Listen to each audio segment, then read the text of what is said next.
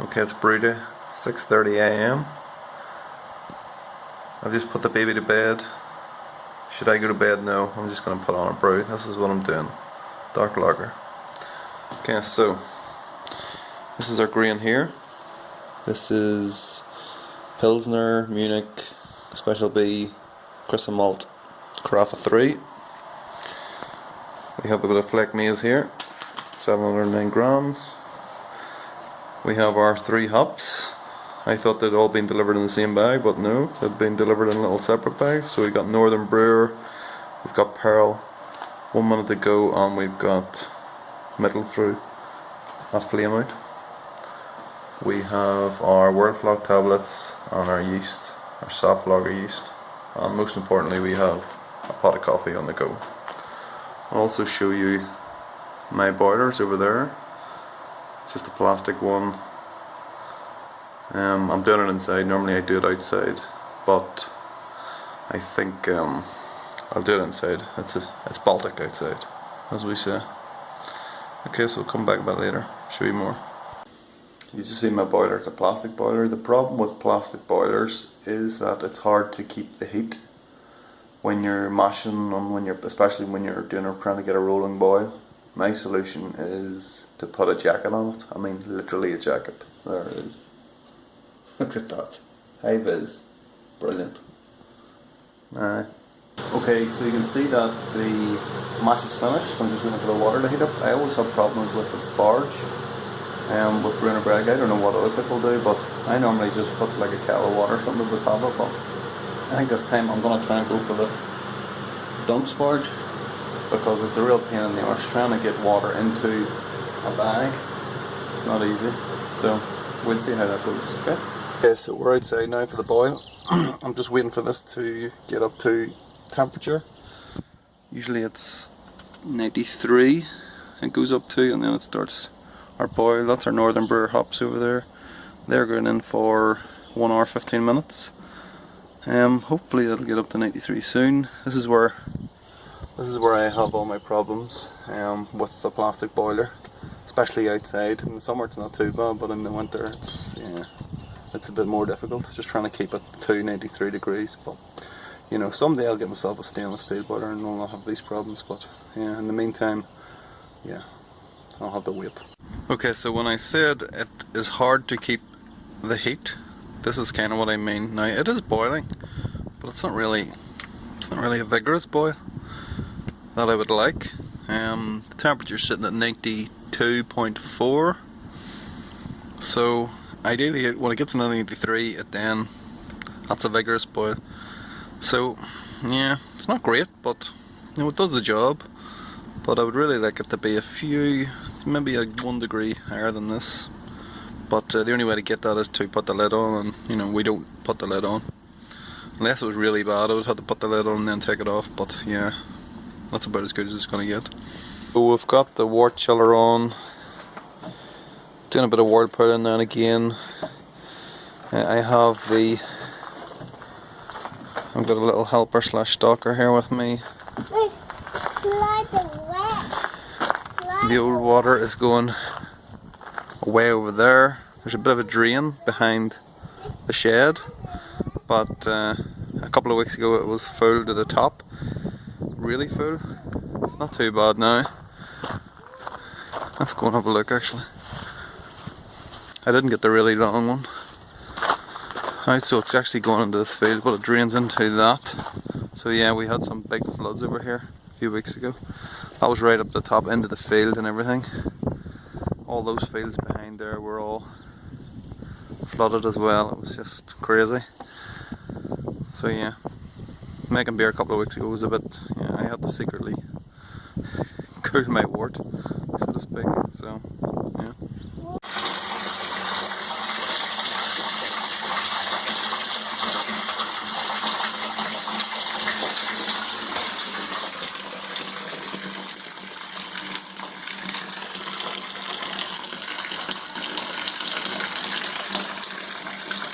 That's our brew day done and dusted in about 5 hours, something like that. But normally it's about 4 hours, but I had to get the kids their breakfast and I went out for a little run during the mash, so Yeah, so all that's left to do now is to pitch the yeast. This is our yeast here, rehydrating, and then that's going to be our fermenter down there. So normally I'll get the temperatures down to about room temperature, so about 20 degrees, 21, something like that, and then I'll pitch the yeast then. Because it's a lager, then I'll bring the temperatures down further after, well, probably tomorrow. We'll see how it goes, and I'll check the weather forecast and see what we are. So it'll either stay in here in the brew, or it'll go outside in the garage.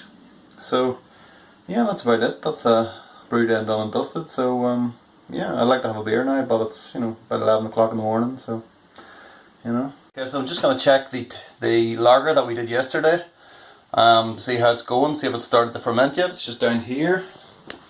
So let's have a look. Yes, sure enough, that is going a good one. That's a beautiful sight, something I like to see. It's also nice and dark as well. Yeah, everything's looking pretty good. So what I might do then is to take it down. It's about 15 degrees in here at the minute. What I might do is then take it down to the garage and try to lower the temperatures that way. I'll check the weather forecast as well and see how we're going the next few days. But yeah, so far so good. Job's a good one. Just to finalise then the whole brew day, as far as the numbers go, I hit the numbers in the book pretty much spot on. In the book it was 1055 starting gravity. I ended up 1054, but you know, it could have been, it was close to 1055, so I let myself away with that. All the other numbers hit perfectly except the IBUs. The book said 19, I got 27, but that's not a bad thing whatsoever. That's what I want. So yeah, maybe I was a bit harsh on the plastic boiler. It clearly does its job perfectly, so I shouldn't really complain. The other thing then is the custom grains, the kit that I bought. So it's turned out, it was actually very handy. It's very handy to have everything laid out for you, all measured out, ready to go. It certainly makes it a lot less stressful, and you can do other things like me. I mean, everything was ready to go, so I went out for a run. Funny thing actually about the run, because it's a plastic boiler and I lose the heat all the time, I thought I'd give it a little blast on the electric and then go out for the run. It was only about half an hour. So of course that's what I did. I switched it off, and as I was going out the back door and locking the door, I was thinking maybe I should just go back and check. You know, one of them ones, you go back and check and then everything's fine. Well, I went back and checked and it turned out I'd switched the toaster off. So it was very lucky that I did go back, because I would have bloody burnt the house down, or Christ knows what. I would end up getting a divorce. But yeah, so as I say, everything's done for you. You know, I found it really handy. I'll definitely be using it again. The price of the kit itself was $11.85, which I'm expecting to get 40 pints out of it.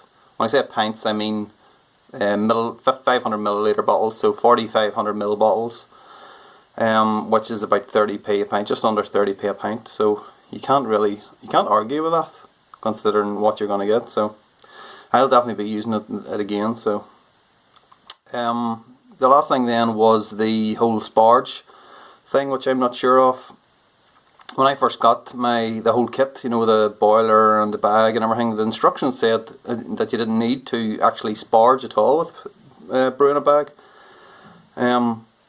Whether this is the case, I don't know. I've always found, first couple I did, I wouldn't say I had problems, but I find it easier doing like a lower, you know, using lower quantities and then sparging the rest of the water in. So I usually do about the mash is about 16 litres, and then I work it up to 26, 27 litres in the sparge, and then it'll boil off to usually 22 to 23 litres I'll end up with, and then obviously you lose at the trub. So usually I end up with about 20 litres worth of good beer, so it seems to work for me that way. But as I say, I always have problems with trying to sparge into a grain bag full of, you know, grain. It's just I haven't found an easy way to do it yet. The spunk the